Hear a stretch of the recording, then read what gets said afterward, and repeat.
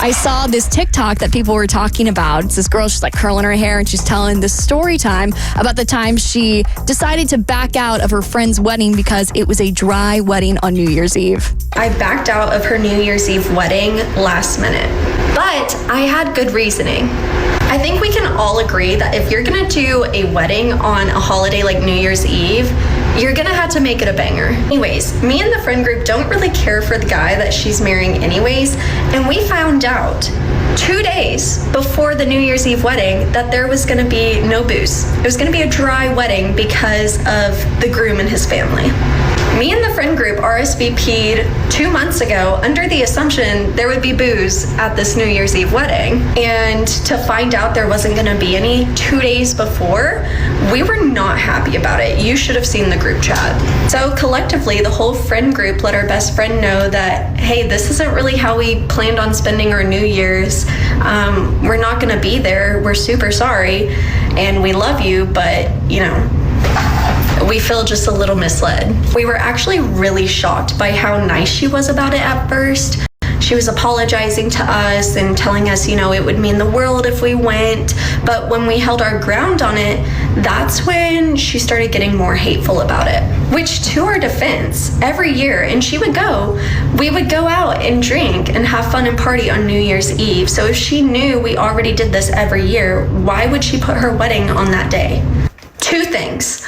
1, if you're gonna do a dry wedding, don't do it on New Year's Eve. Do it on a normal day. And 2, you're gonna do a dry wedding, tell people on the invitation.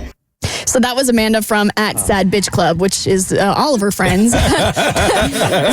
After missing out on this really fun wedding, sans alcohol. Where do you stand Amanda, on that? so yeah, she wrote, "Be so effing for real. I don't love dry weddings, but it's one of your best friends. Mm-hmm. If you couldn't give up drinking on one New Year's Eve for one of the most important events of her life, I hope she cuts every one of you off."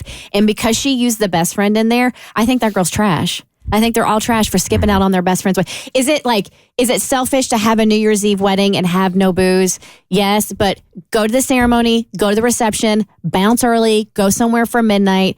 But to literally days before your friend's wedding to say, I'm not coming because you're choosing alcohol over your best friend. That's sad. What kind of alcohol? It's not even top shelf. We're talking top shelf. Oh, then forget it. No, you are saying exactly what's in my heart also, yeah. Yeah, I do think it's selfish to have a dry wedding on New Year's Eve. That just doesn't seem right.